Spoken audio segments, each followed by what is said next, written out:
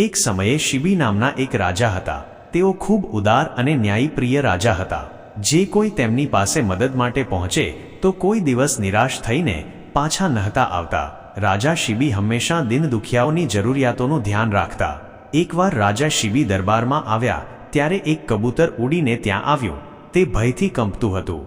રાજાએ પ્રેમથી તેને તેના હાથમાં લીધું અને તેને પ્રેમથી પંપાળવા લાગ્યા. ત્યારે તરત જ એક બાજ રાજા શિબી તરફ ઉડીને આવ્યો અને કહ્યું, હે રાજા, આ મારો શિકાર છે, તે મને પાછો આપી દે. ત્યારે રાજા એ બાજને કહ્યું કે આ કબૂતર મારી પાસે આશરો લેવા આવ્યો છે. જો હું તમને પાછો આપીશ તો તમે તેને ખાશો અને હું પાપનો ભાગીદાર થઈશ.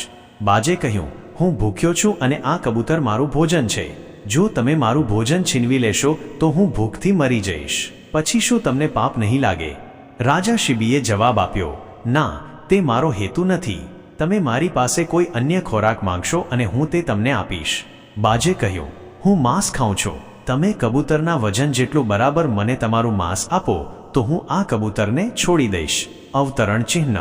ત્યાં હાજર દરેક દરબારીઓને આશ્ચર્ય થયું કે હવે રાજા શું કરશે, પણ તરત જ રાજાએ તે બાજને પોતાનું માંસ આપી કબૂતરનો જીવ બચાવવા સહમત થયા.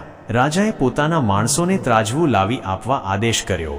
ત્રાજવું લાવ્યા બાદ કબૂતરને ત્રાજવાની એક બાજુ રાખવામાં આવ્યું અને શિબીએ તેની જાંઘમાંથી માંસનો ટુકડો કાપી ત્રાજવાની બીજી બાજુ મૂક્યો. પણ હવે આશ્ચર્યની વાત એમ હતી કે રાજાના શરીરમાંથી માંસ કાપવામાં આવતું હતું અને તેને ત્રાજવામાં રાખવામાં આવ્યું છે. તે છતાં પણ તે કબૂતર કરતાં વધી શક્યું નથી. અંતે રાજા શિબી પોતે ત્રાજવામાં બેઠા. અચાનક કબૂતર અને બાજ બંને ગાયબ થઈ ગયા અને તેમની જગ્યાએ અગ્નિદેવતા અને દેવતા ઇન્દ્ર ત્યાં પ્રગટ થયા.